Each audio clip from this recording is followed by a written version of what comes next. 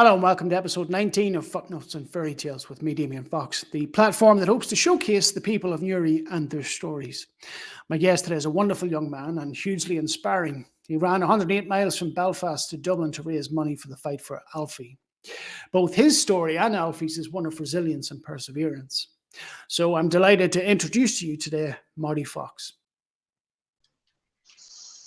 Marty, thanks very much for joining me. Damien, thanks for having me. I really appreciate you taking the time. What was your relationship with little Alfie, and why ultimately did you choose to do that? Well, no relationship really. Just over the past while, I've seen different people raising funds for him to help him out on different wee things, white collar boxing and things like that there. And I've always sort of kept an eye on him, if you know what I mean, and admired him and the people that helped him out and all that sort of thing. And I'd said to Neve that I'd love to do something for charity, but for Alfie, sometime. And we're doing these mad events and that. I just thought it'd be nice to try and help him out, So that's really, I reached out to them then and went from there. And did you have an opportunity to meet Alfie before you took on the challenge? I did, yeah. I contacted his mum and dad and that, and they invited me up to their house, and went up and met them and met Alfie and met them a few times then before, as we were doing the fundraising, met up with them a few times, and was up at the house and stuff with them, so got to know them pretty well, yeah. And I mean, of all things that you could have done to raise money for charity, I mean, you could have chosen to simply run a marathon, but what you effectively done was you ran the equivalent of just over 4 marathons in 24 hours. So why did you decide to take on something like that?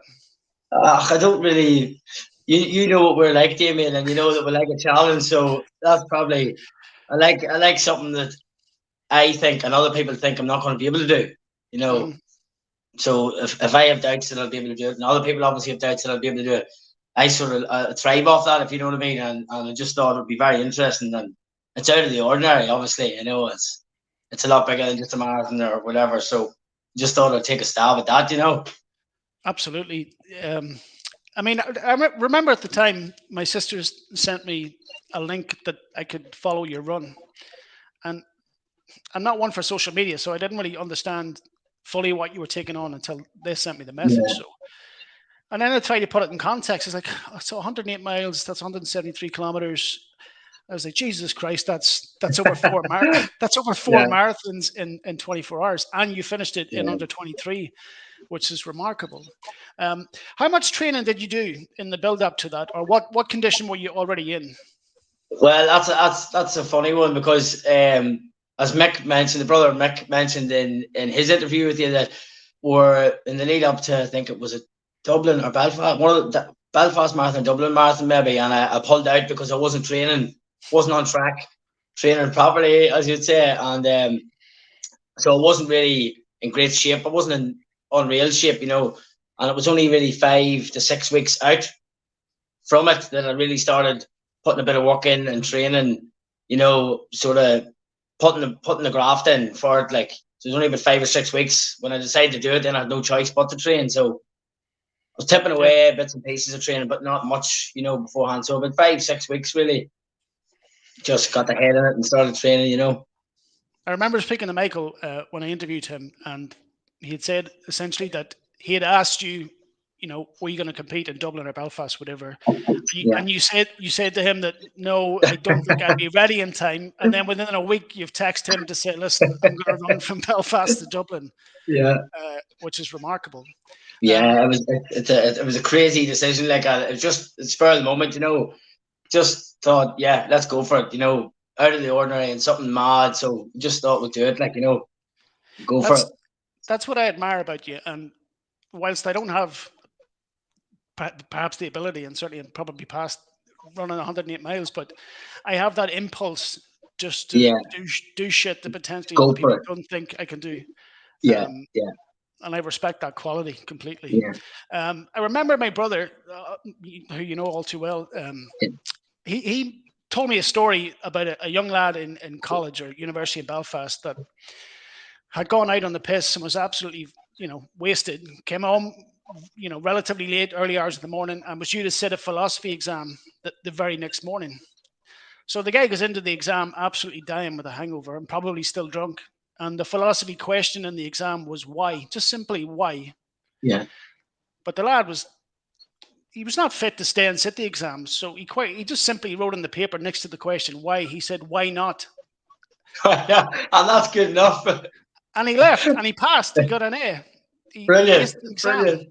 Brilliant. I mean, the reason I bring that up is because very often we talk ourselves out of doing things, but Yeah, exactly. as it relates to you and to some degree me, I also say to myself, why not? Yeah. There's always going to be a reason not to do something, but Yeah. ultimately, You need to find the reason to do it. Yeah, absolutely. exactly. Yeah. Um, I wanted to move on then and ultimately talk about the challenge itself. I Yeah. obviously did a little bit of reading, because I've seen that the Newry Democrat and other things picked up on it before and after. Yeah. Um, I'd seen you had said that within the first 30 miles were effectively difficult. Why was Yeah. that? It was very What? warm. Sorry. Okay, so it It was was it was very it was a very warm day. I think it was high 20s. It was hot, like, it was a hot summer's day. And I remember thinking to myself on the way down the road, I said to my wife and even that in the car, my mum, I said, God, it's very warm here. It's good it's not raining, but it was hot, like it was very hot. And for the first 20 to 30 miles, I ran like I was running a marathon.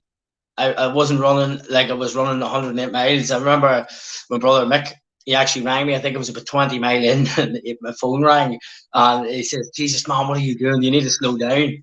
You need to take it easy. You're going to be running all night." And I thought to myself, yeah, yeah, yeah. Just sort of got carried away, and went a wee bit too hard at the start, I would say, until my body decided to slow me down. But yeah, it was very, very warm, and we ran right along the carriageway and stuff. So you were out in the open. There wasn't much shade or shelter. So the first part of it was definitely hard, yeah, until you got settled in. like when you look to take on something like that, like logistically, like how well planned can that be? Like, do you have set points along the way that I'm going to stop here? This is what I'm going to eat. This is the kind of the calorie intake I need to sustain in order to get me through. Kind of, yeah. You kind of sort of have a bit of a plan, but not something as mad as that. You can't really. You just sort of have to wing it and go with the flow. My wife Neve and a few other had a crew, a great, brilliant crew with me. The whole way. They drove along with me the whole way. It was my aunt and my uncle, Neve's uncle Charlie, and obviously my wife Neve. They were with me, never left my side the whole way, and we had the car stocked up with food for a month, never mind all night, and everything I needed, different shoes, different clothes, and they were on the ball every time, wondering when I wanted to stop, and if I stopped to get a drink, food, change. But early on, I didn't stop almost as much as I should have. Mm-hmm. I sort of just soldiered on, and ploughed on, and didn't really stop all that much, but just sort of trying to eat when you can eat and drink plenty. I drank loads, and I didn't. It was hard to eat. Obviously, yourself. It's hard when you're running and stuff like that. It's very hard to sit down and eat a sandwich and then get up and run again. So you're just nibbling at things, but trying to get in enough to keep you going. Yeah. Enough fuel to keep you going. Like, I think I'd seen in what I read is that you'd already competed and done 100 miles in 24 hours before this, so you had a sense of what to expect. How did you find that first experience? yeah, the first one was it was a last one standing, you call it. So it was like laps it was a 4.2 mile lap. So you did it started every hour. So you had a 4.2 mile lap starting at 12, and you'd complete your 4.2 mile lap in as quick as you wanted to complete it. And then you'd have to go again at 1, go again at 2. So say I was coming in about 47 minutes, and I had about, say, 13 minutes, whatever it was, to sit down, relax, get a drink, get a bite to eat, and go again. So it was a lot more relaxed. It was kind of planned out for you, because you took a break every hour, roughly a 10-minute break every hour. Okay. And compared to the Belfast of Dublin, it was more like a free for all. You sort of had to stop when you wanted to stop, and it was hard to know. It was hard for me to try and figure out, when should I stop, when shouldn't I stop, should I keep going, should I eat now? was very hard to try and figure out what to do, you know. So it was very different, and I'd say it was more than twice as hard, the Belfast to Dublin, than the other one was, and Oh, it was roughly the same distance, you know. and what, if anything, did you learn from that first experience? Like what physical toll did that take on your body? Well, from one, that I learned how strong I was, that I didn't think I wasn't able to go on, you know. Yeah, but over time you just get tired and everything starts to hurt, you know. No matter how fit you think you are, after so long with no sleep and not much food and just pounding all the time, you just start to get sore, and it just your body just becomes a mess, like, you know. Um, Takes a lot if of we, recovery. yeah, that exactly what I was going to ask. Like, so when you finish something like that, if we talk specifically about the first one, like, how long? What kind of recovery period are we looking at? Well, I'd say probably I'd say you probably don't recover for a few weeks, like, but Okay. in a sense of being able to walk and that, I'd say it was 2 or 3 days before I was walking properly, you know, and I had a couple of days off work, after, because obviously I work on a building site and you'd be grafting hard enough at work, you know, so with a few days off work just to come back around, but it's a day or two before you're able to get down the stairs, like, you know, properly. So But that first experience, I would imagine you've obviously learned enough about yourself, both physically and mentally, but yeah, that that's giving you the confidence that when you go to undertake Dublin or Belfast to Dublin, that yeah, it, that you could effectively do it.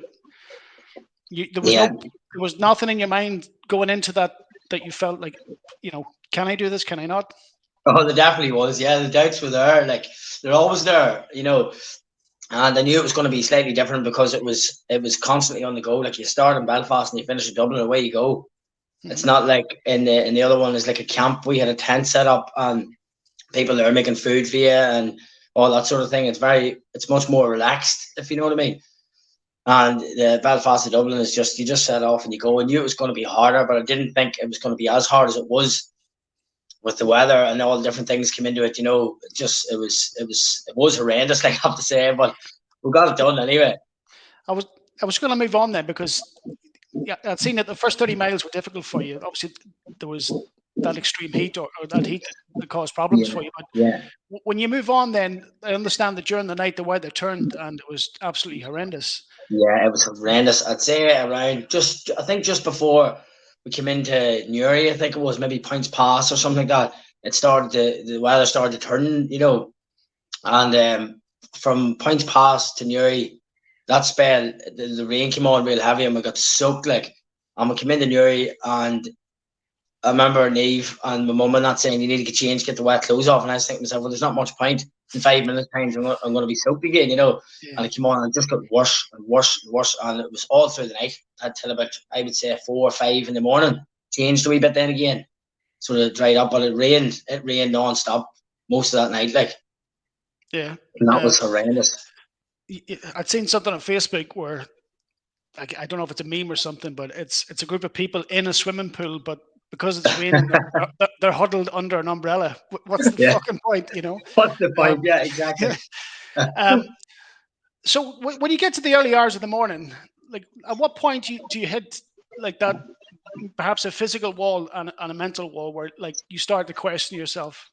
Yeah, that's a good question, because another thing that I learned was, I didn't think you could be on the ropes, as in be completely fucked, and come back Yeah, yeah. as many times in one event without actually recovering. You know, like, I can't even tell you how many times that I thought that that's it, I'm done, and then I would come back around, do another bit, and same again. Then, so, like, you hit the wall so many times. I did that time anyway, so And many times throughout the night. So it was just on and off, on and off. But I'd say from about midnight, it was just bucketing down rain, and we were in I think it was Dunleer. Dunleer had a real rough patch, and I knew, because my family were looking at me and, are you okay? And quite, and I thought to myself, I'm obviously bad here, because I can see that they're worried, kind of thing, you know. yeah, And I hit a wall at that stage. But different points, I was coming back a wee bit. I was talking to myself, going, "Yeah, you'll be all right. You know, come on, just push through this bit, and it'll be all right." And it was rough at times, and I came back around, and, but there was a few points where I thought that I wasn't going to go any further. You know, about that's 80 miles, a few different points, like.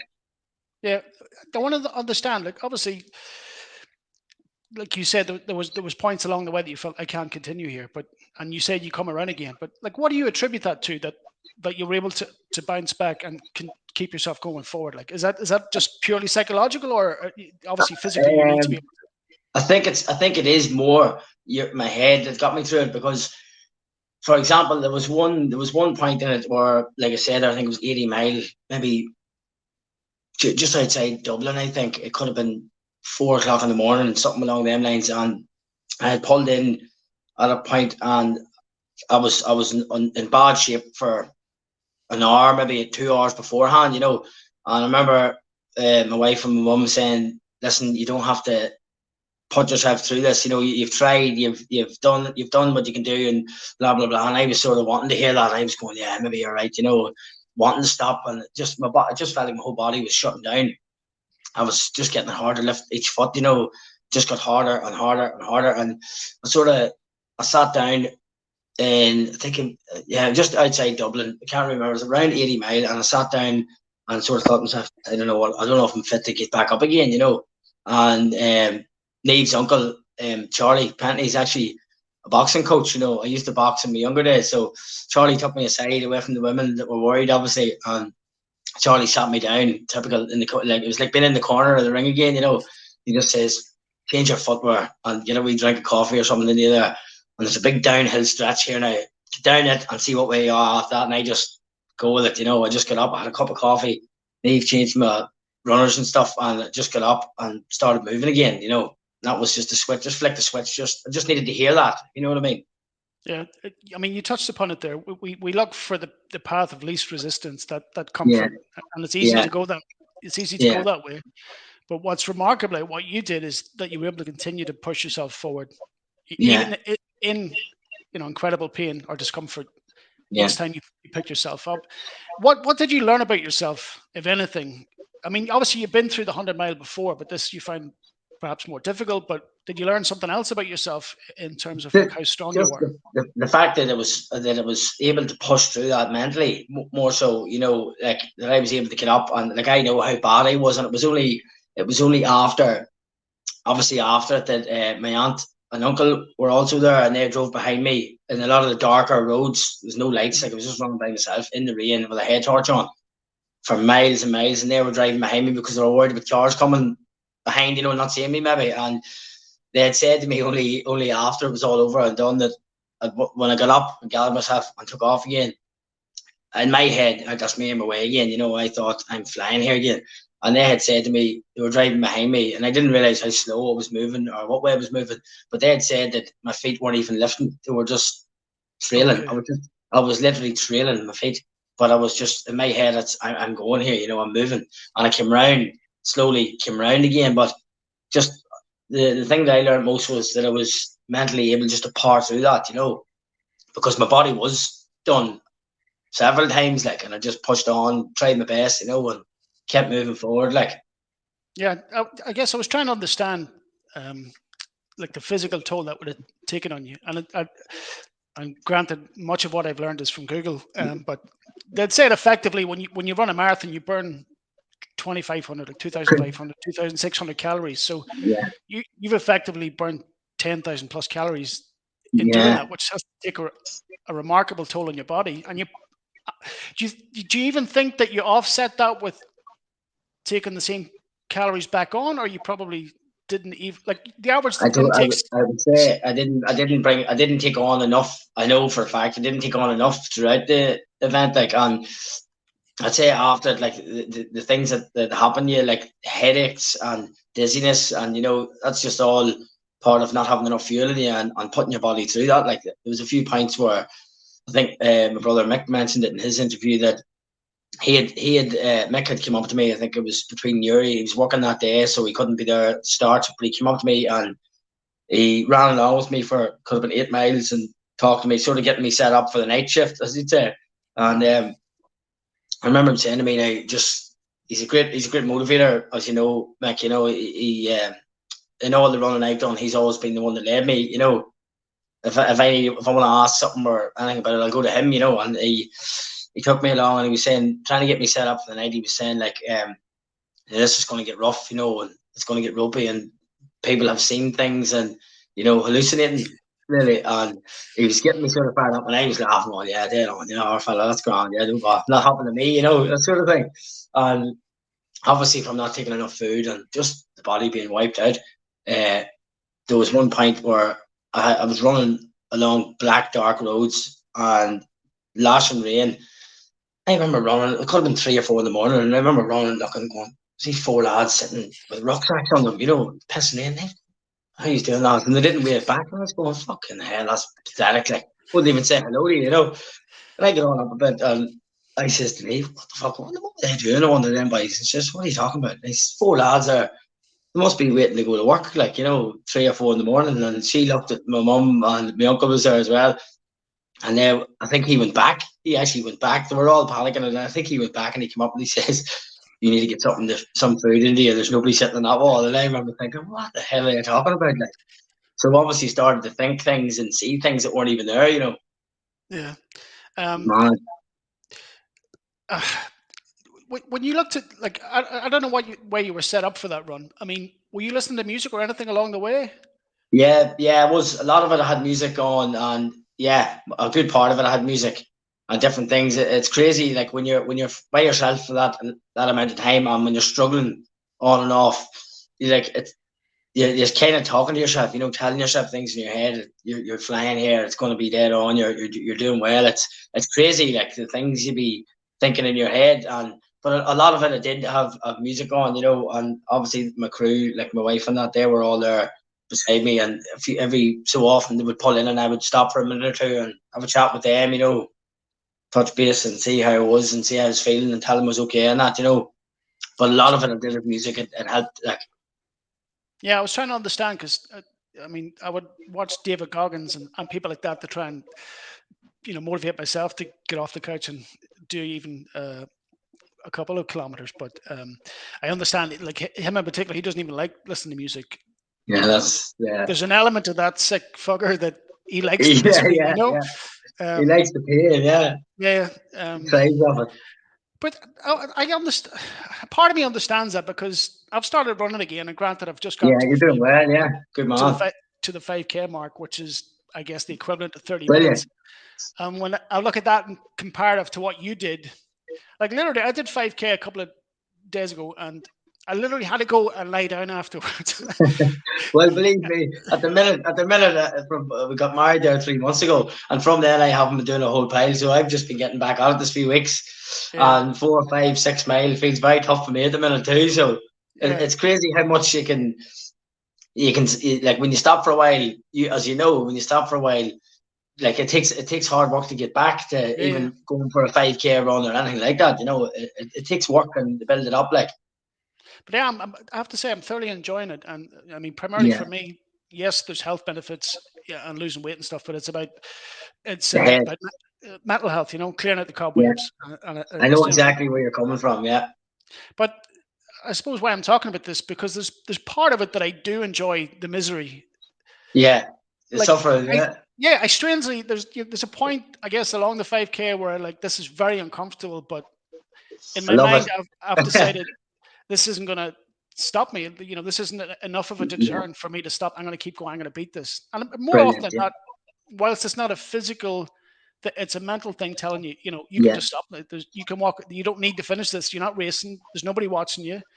And part of me wants to, I guess, quiet that voice and tell it to shut the fuck up, effectively. Yeah. And that's the greater victory for me, is quieting that negative voice. If I could just go back, like at what point along that journey did you think, okay, I'm going to finish this? Like how many miles in were you like, I've got this? Well, you see, I had at different points, it was coming and going, because there was points of it where I was like, I'm smashing this, but like you could be thinking that at 50 mile. And you still have almost 60 to do, so you could be saying to yourself, I have this in the bag, and then within a mile you could be saying, oh fuck, I'm beat, it's mad how quick it can come on you. Within a half a mile you can be saying, oh Jesus, I'm gone here. And it was from the real rough patch I had, where I was almost stopped. It was nearly like the closer I got, closer I got, the more it was fueling me, like, to, like, where I was really in trouble, I could hardly lift my feet, lift my legs, like, and the closer I had got, I was like, I actually am going to do this. I'm going to finish this. And I started, my wife, when that said that, I started actually getting quicker. I started to come back again, and I was cheering and, full of energy, and was starting to get quicker. And the more I realized that, the closer I got, I realized, like, right, say, I'm only 20 mile away. I'm not stopping now, and then I'm only 15 mile away. There's no way I'm stopping now. I'll crawl if I have to. So the closer I got, the more I realized that I have this. Yeah. So, as it relates to yourself, and this is probably something you're very aware of yourself now, but like, how mentally strong are you as a person? I wouldn't. Well, in my opinion, I didn't think that I was really at all. But obviously, doing something like that, you have to be, and I am, like, I would be. But in my opinion, I don't think really I am. But obviously, if I'm able to do something like that, I am. Yeah, I mean, is there an inherent stubbornness to you? Like, is stubborn something Yeah, like you yeah. would identify with? There definitely is that. Like I was saying earlier, my brother Mick is the exact same, and he was saying about me that, someone telling me that I can't do it is like somebody pulling the car and putting 20 quid of diesel in there. That just gives me the fuel to push on and prove them wrong, and do it. Like, so hearing that from someone helps me, if anything. For Yeah, someone to say there's no way you're going to do that, and I think that's great. Gets me going.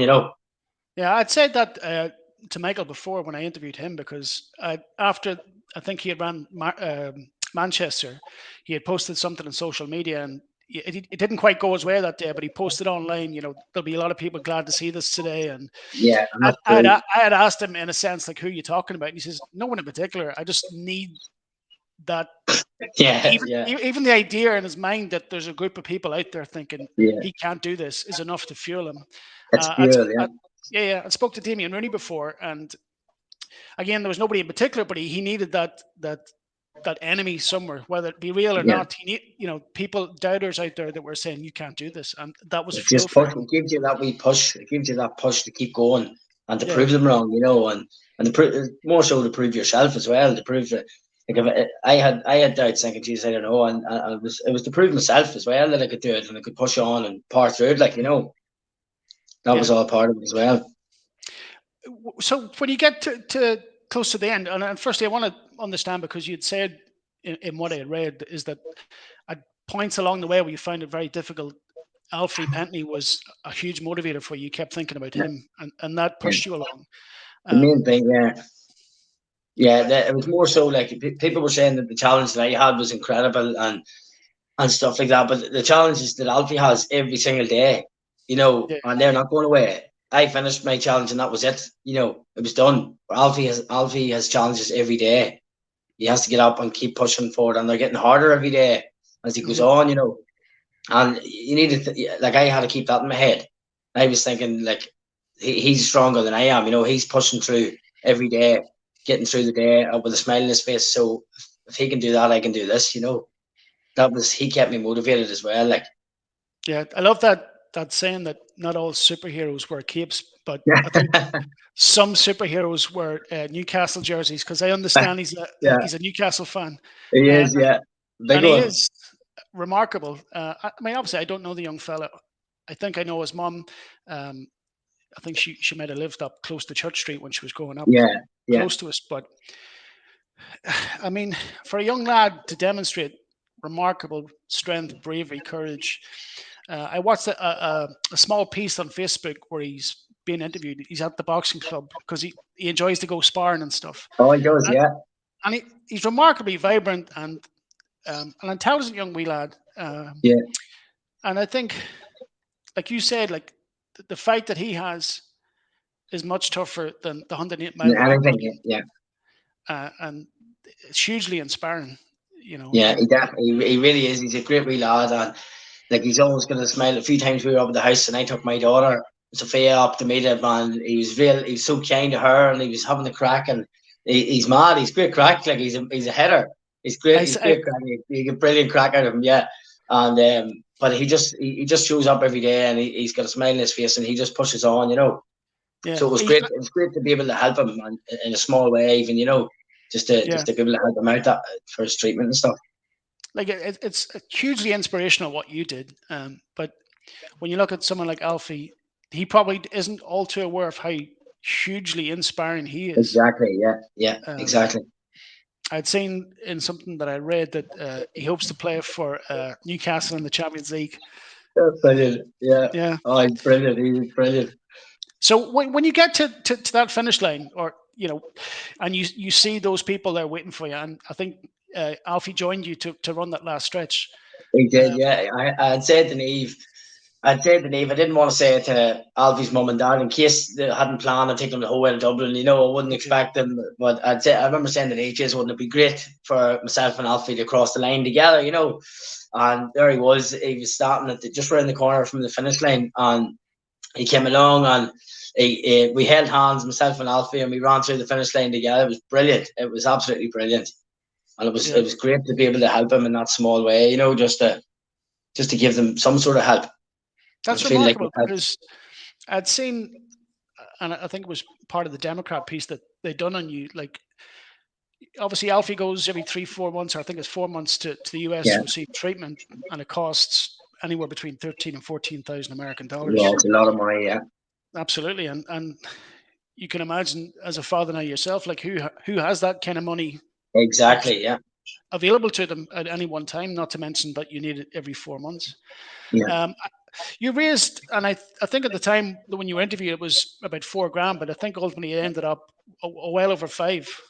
yeah. It actually ended up. I think it was just below 8. It Oh, could have been. It was over 7. It was. I can't really remember off the top of my head. It was in around. Could have been 7.5 or something like that. Between 7 and 8,000. It was like, and it was only really. It was only really as I started the run. I think on the way to Belfast that day, I think we'd only maybe 2 grand or something. I thought that was amazing. It was more so. I have to say now, it was more so my wife Neve. She was sort of behind that end of it, as I wouldn't be great at anything like that and phones and stuff. That wouldn't be my thing. I put the runners on and go, and she sort of looked after the fundraising part of it. So she has to get a bit of credit there too. And so she was looking after that end. And I remember driving down the road to Belfast before we started that day, and she says, "You're reaching 2,000 here. We're flying." And it was only she was putting live updates up after, like, say, 10 mile, 20 mile, 30 mile, right through the night. And it was only really, I think, when people realized how crazy it was, that it just took off then. So as from I started the run till I finished it, obviously it had just lifted thousands.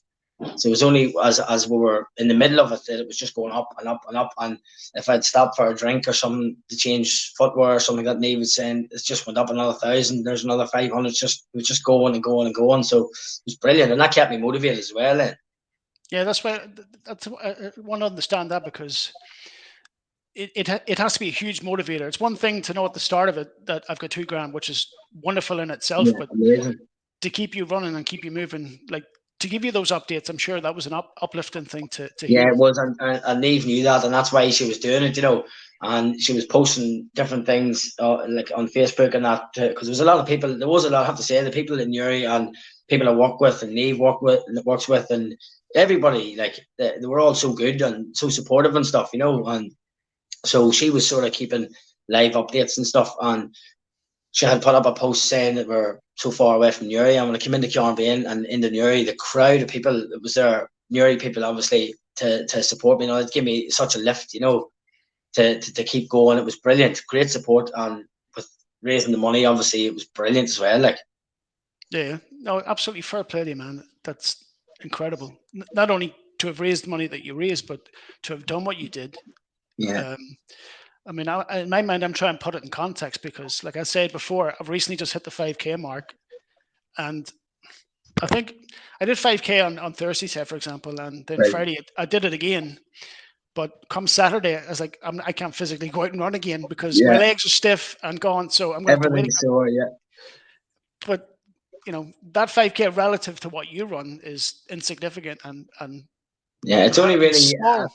I seem to forget sometimes. I seem to forget now that I haven't been doing much running in the past couple of months. I got married, we're on holidays, and different things there.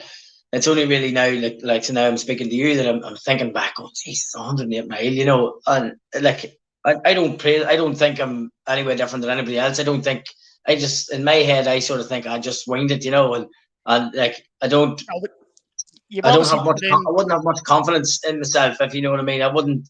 I don't think I'm any different than you or anybody else. Like, it just seemed to tip away. I was able to keep pushing and do it somehow. But there is, and it's a wonderful quality to have is modesty and humility in that you Yeah, don't blow your own horn. But there obviously is something deep inside you where it's like there's a no quit, like I yeah. will I not be think defeated. as Mick mentioned, I think it's the stubbornness Yeah. just keeps you going. And obviously, you do a bit of training, and we're fit enough, like to back it, like.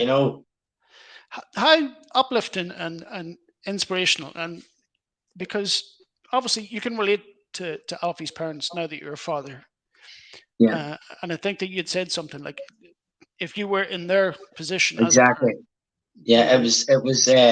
it was more so like whenever we had our daughter Sophia, she's almost 4 now. It was really from we had heard that these things were in my head, that I would love to do something to help a young child that needed the help, because like if someone done that for us, I would be very, very grateful, and like it would be great to have the support from other people or whatever, if we needed it. So having a daughter of my own, that's what drove me on to do that, because I would just put the shoe in the other foot, and think I would love the help from anybody that was willing to give it. So it was a big push for me as well to help Yeah, Alfie. you've said it. I mean, the people of Newry are remarkable. Yeah, And I'd watched that small clip where Alfie's talking and his father are talking, and his his father explains essentially that if you need help, reach out because there are people that will help.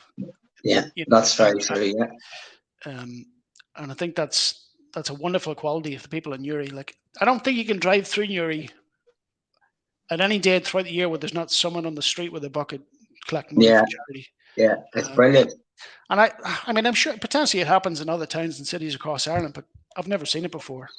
Yeah, It's and I talked to Collie Bell, and he essentially said the same thing.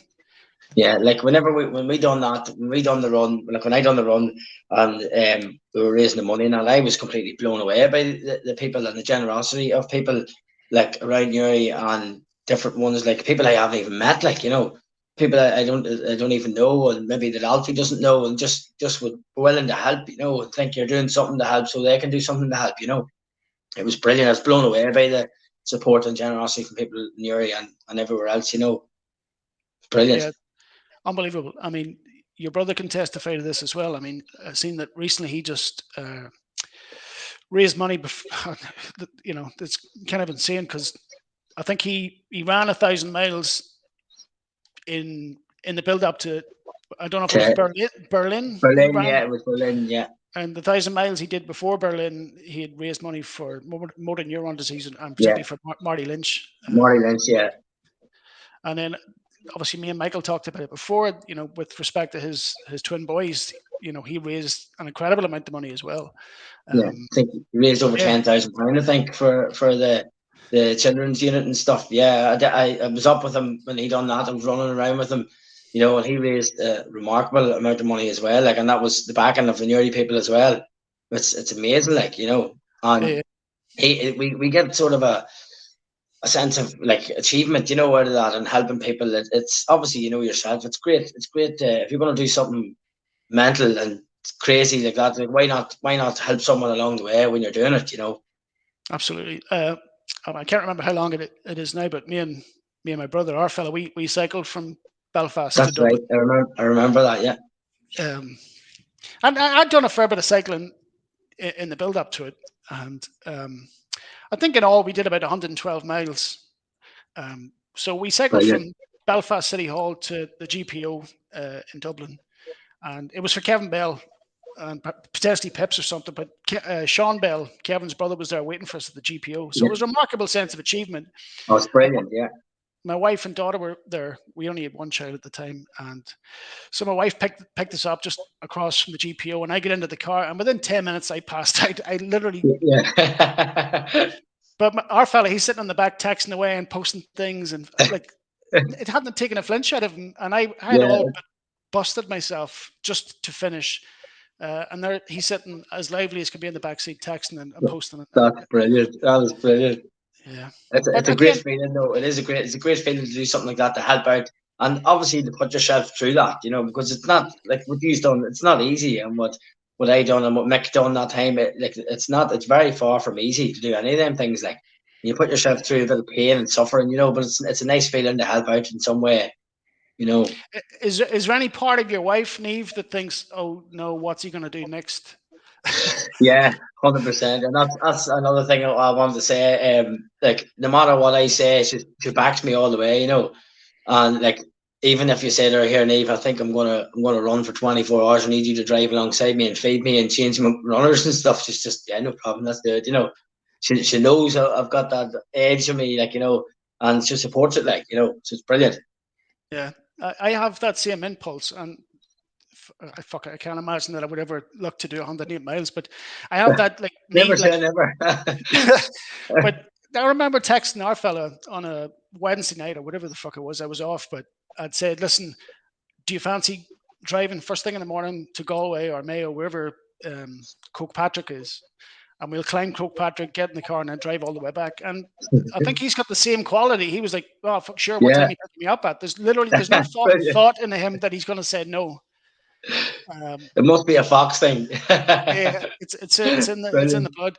Yeah. Um, so what's next? I mean, obviously you've got married and and you can be forgiven for taking time away, but Yeah. no one knew and what you've done and what you have achieved. Like you're obviously not Oh just going yeah, to it's stop. definitely it's definitely going to be more to come. Yeah, like I love to help out, and I love the charity events, and I get more like I've run marathons obviously, and had PBs and broke the 3 hour barrier and things like that. But I get more sense of achievement, and enjoy more like doing something crazy like that and raising money for someone and for a charity or to help someone out.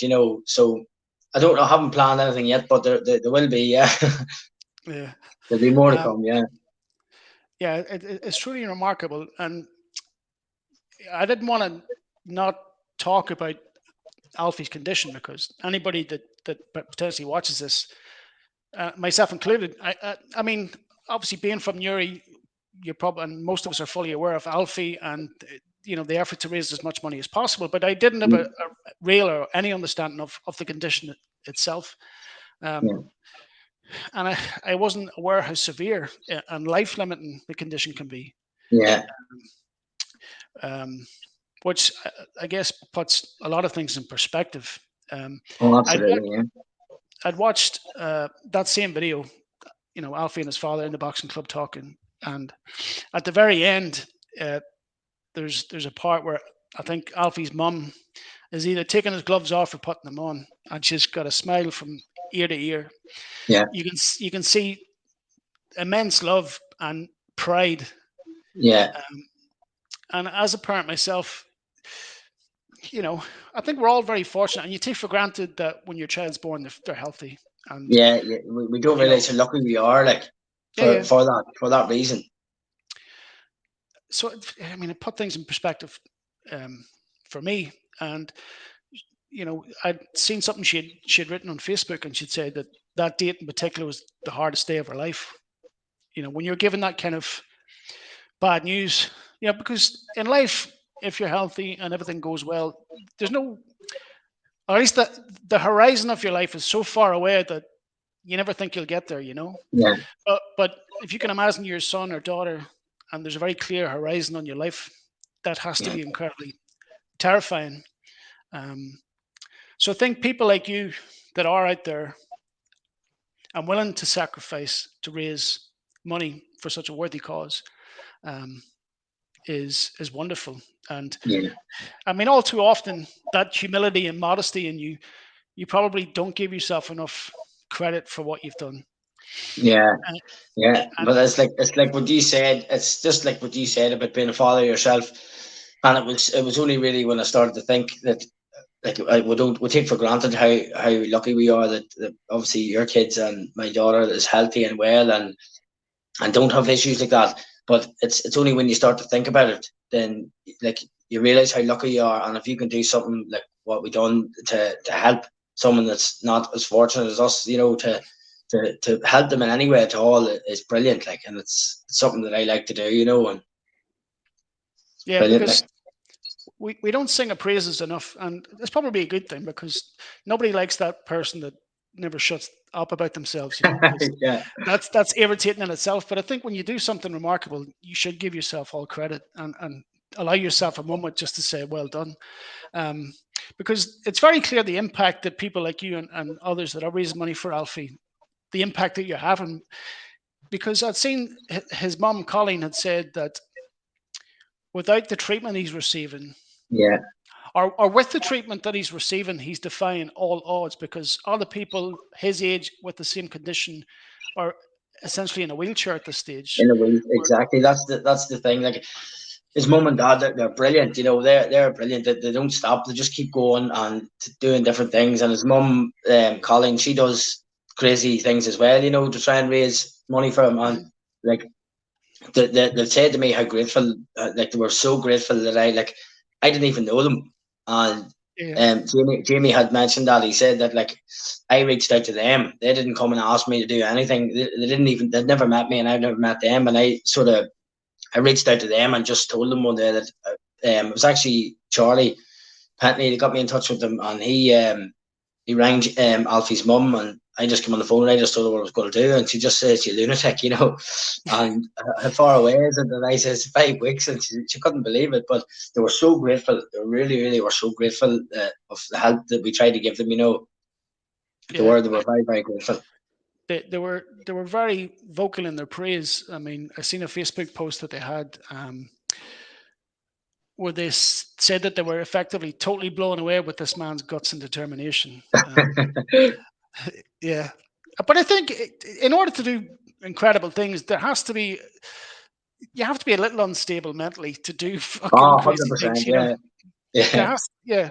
Um, so we talk about mental health, but I think you have to be a little unstable and You not have to be a well. wee bit wobbly, yeah. Like, I have mates there.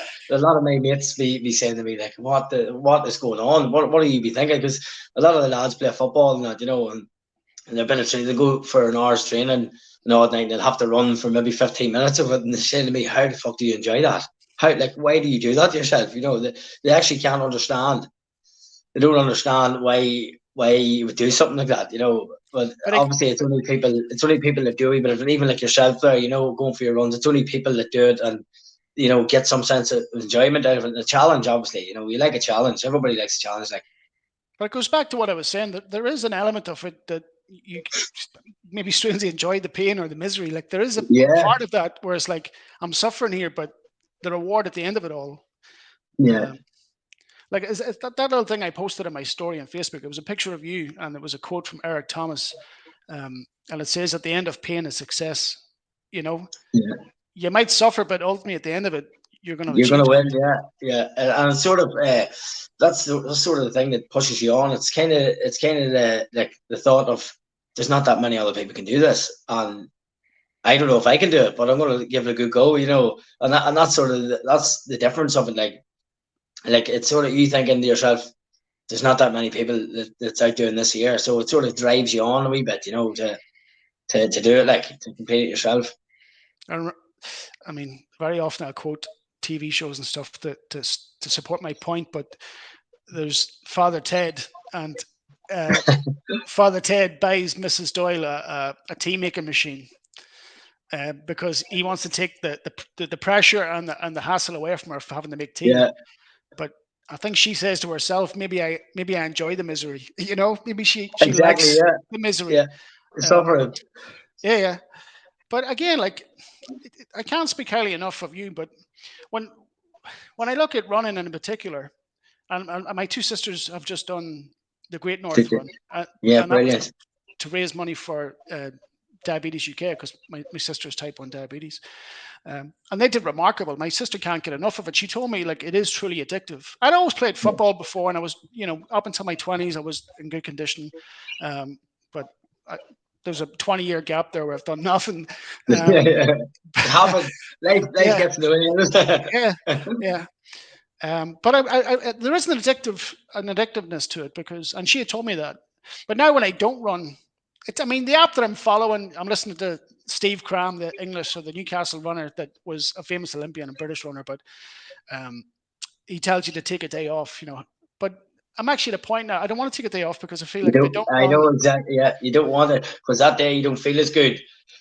You don't exactly, feel as good. You don't feel as energy. Like you don't have as much energy and stuff, and you don't feel like you've done something then if you haven't done it. yeah. I know the Um, feeling. Yeah, it's brilliant.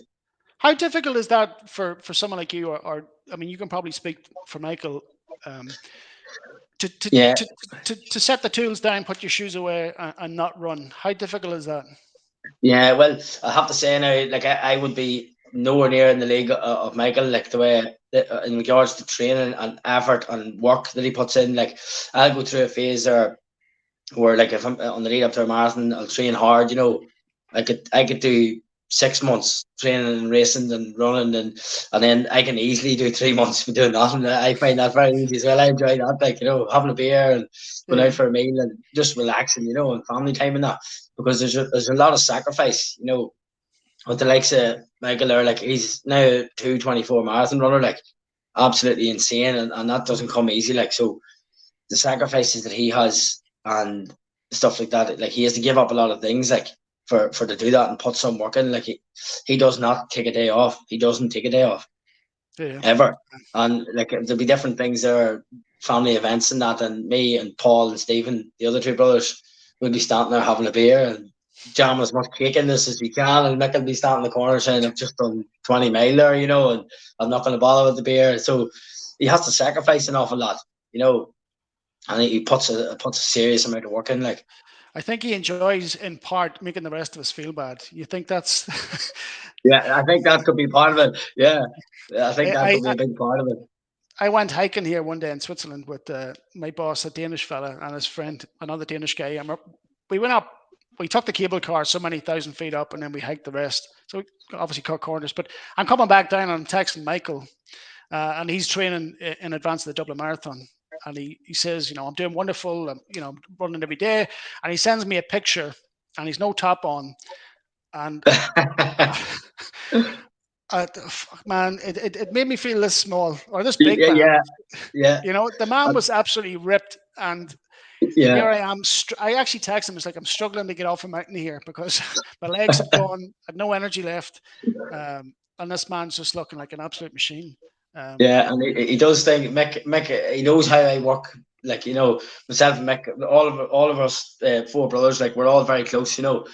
We know everything about each other. Like whereas Mick, myself and Mick would with the running will always be like a bit closer in regards to the running and stuff and training together. And like any runs or marathons I would have done, he would have trained me. Like sort of, he would have been my coach, leading me, to do things and helping me out and stuff. And he would say to me there and again, if I'm not doing much training, he knows exactly what buttons to press, and he'd look at me and he'd say, that's the biggest you've been in a while, is it? It's the biggest, and he knows that that's going to set a trigger. And the next morning, I'll have the gear on, I'll be out running, and he'd be laughing, saying, "I knew rightly what was going to happen there." He Yeah, knows what to do to get you going again, like make yeah. you feel like you said, it makes you feel this small, and then get you back on track. Like, I think you're very lucky in so much as that you have that relationship with him, and yeah, you have running in common. Uh, and I suppose Mick being your older brother, there's no better role model than having somebody that does the same thing and sets a wonderful example. But away from Mick, like who else? Where else do you draw motivation from? Like when you set yourself goals. uh, there's other lads we train with there, and it's more so myself. It's more so challenging myself, and trying to get myself better than I was the day before, that sort of thing. Like, and obviously Mick would be a massive motivator for me, like to keep me going. But it's really just myself to be better than I was, and try and get myself back on track and back in shape and different things. Yeah.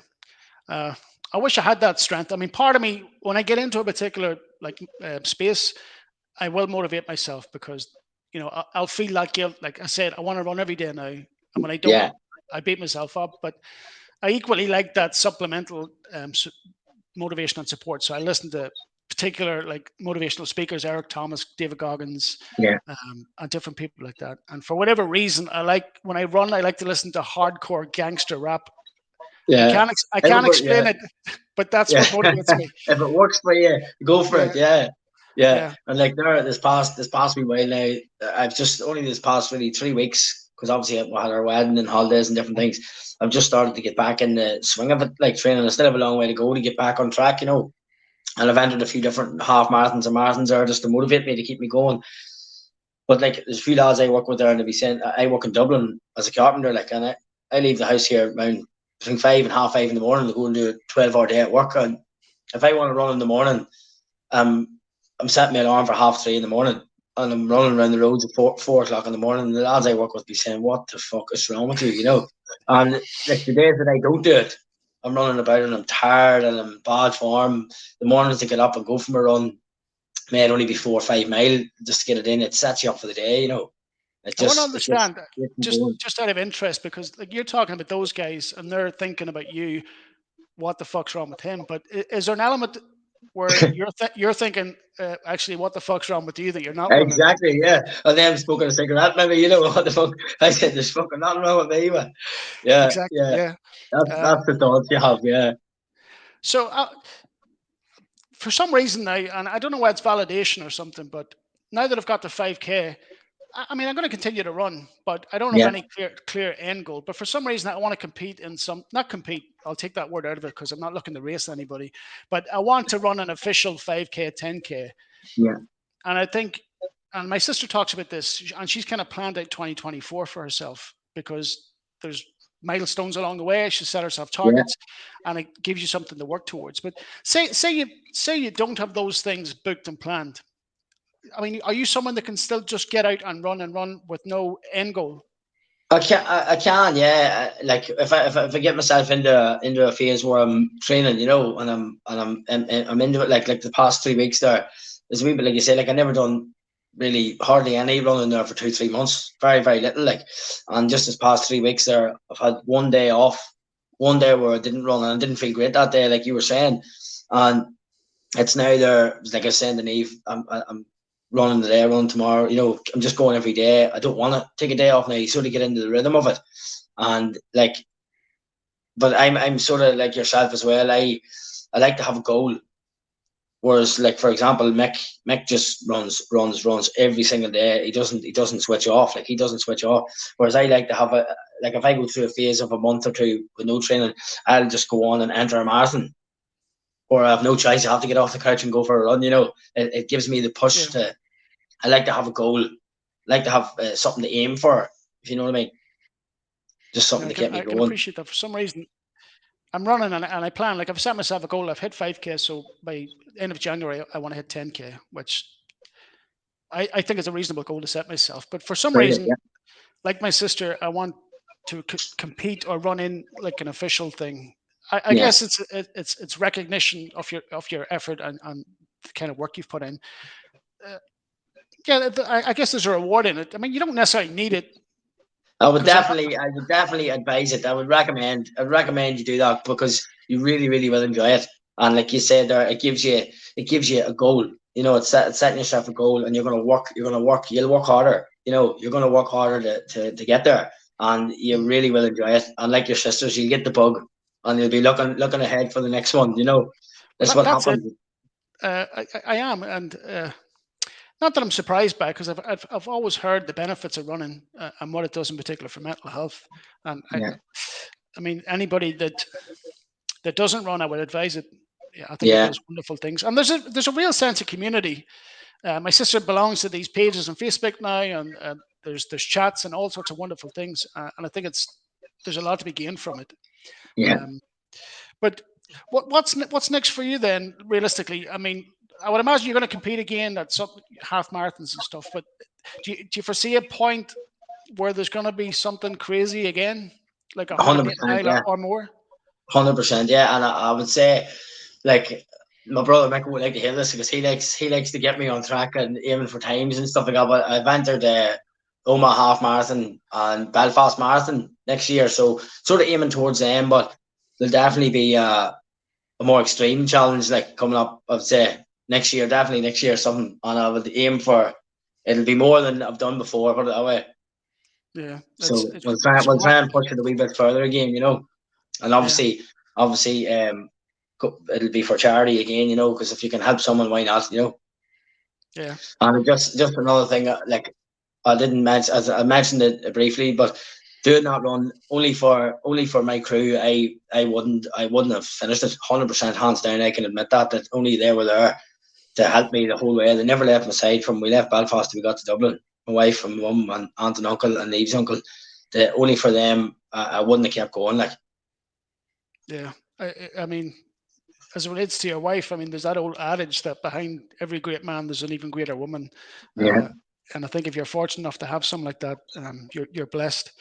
Um, yeah, I mean, absolutely remarkable. There is a breed of people like you, like these endurance and ultra marathon runners that the rest of us can't really relate to, because it's a lot of what you do just seems incredibly far fetched and not physically possible. But until you people do like, it, yeah, yeah, until you absolutely. do it, and then yeah, Yeah, I mean, you kind of touched upon it. You don't see yourself any different than anybody else, but not in there's any way. a stubbornness in you that, obviously there's the negative stubbornness that can cause problems, but there's that positive side, the stubbornness that can make Yeah, you achieve and do wonderful things. And I think sometimes you have to listen to that voice, and maybe not enough people do. We're yeah, we're too quick to put obstacles in the way as to why we shouldn't do something. But again, it goes back to that guy that was hungover during that exam, where he says, why just not? why not? Yeah, very Absolutely. good. Yeah, Uh, Marty, I'll not take any more of your time up, but I really appreciate you talking to me, and I hope in some way people watching this, it highlights you and what you've done, because it is monumental to run 173K appreciate it. in under 23 hours is unbelievable, quite frankly. Yeah, Um, I think that it must be there's something in the Fox DNA. That's, you hit the nail on the head. yeah. Yeah, I just one last thing before I let you go. Like, I remember texting you and saying, "Listen, would you like to, be on an episode of my podcast?" yeah. Um, and I'd asked you for a picture so I could post it on the little poster I was making. And you'd said, "Let me look for one." And I had said, basically, just send me one that shows your good side. Uh, and you had said, "Actually, I have two bad sides." And I thought to myself, that little handsome little bastard. there's there's not a bad side to him. Um, yeah, we're all thankfully all us Foxmen are blessed with good looks. Oh yeah, 100%. Yeah, but it's been a pleasure. Yeah, And thanks very much for having me, Damien. It's been I was honoured when you asked, and I appreciate you having me on. It's brilliant.